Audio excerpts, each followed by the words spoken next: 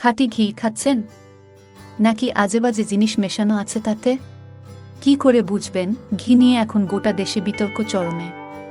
তিরুপতির মন্দিরের প্রসাদের লাড্ডুর মধ্যে ভেজাল ঘি মেশানো হচ্ছিল বলে অভিযোগ। পশুর চর্বি জাতীয় ভেজাল দ্রব্য সেই ঘিয়ে ছিল বলেই অভিযোগ উঠেছে।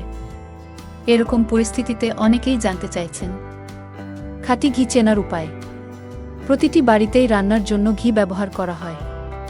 ঘি অত্যন্ত সুস্বাদু এবং নানা ধরনের পুষ্টিগুণে ভরপুর। কিন্তু ঘিয়ে অনেক সময়ই নানা ভেজাল মেশানো হয়। অসাধু ব্যবসায়ীরা অতিরিক্ত লাভের জন্য এতে নানা ভেজাল মেশান। সেই ভেজাল ধরার রাস্তা কি? জেনে নিন এখান থেকে। ভেজাল হিসাবে ঘিয়ে মূলত বনস্পতি বা ডালডা মেশানো হয়। কিছু ক্ষেত্রে পাম তেলও থাকে। সঙ্গে থাকে কৃত্রিম রং।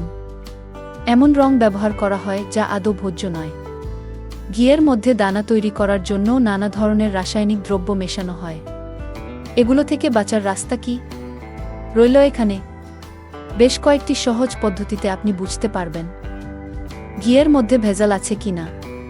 এক এক করে রইল সেই তালিকা। প্রথমত, হাতের তালুতে কিছুটা ঘি রাখুন। শরীরের তাপে গলে গেলে বুঝতে হবে বিশুদ্ধ ঘি। ভেজাল ঘি এত সহজে গলে যায় না। এটি খাঁটি ঘি চেনার অন্যতম সহজ রাস্তা। দ্বিতীয় রাস্তা হলো আঁচে রেখে দেখা। ওভেন বা উনুনের আঁচে রেখেও ঘি গলাতে পারেন।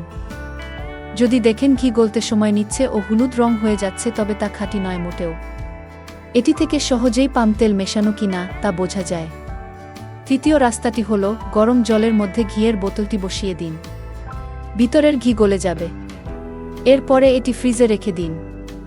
যদি দেখেন পুরো বোতলে একই রঙের জমাট বাঁধা ঘি রয়েছে, তাহলে সেটি খাঁটি। ভেজাল ঘি হলে বিভিন্ন অংশে আলাদা আলাদা স্তর এবং রং থাকবে। মনে রাখবেন, খাঁটি ঘি যতটা ভালো, ভেজাল ঘি ততটাই ক্ষতিকারক। তাই ঘি কেনার পরে ভালো করে পরীক্ষা করে নিয়েই তা খাবেন, না হলে বড় সমস্যা হতে পারে শরীরে।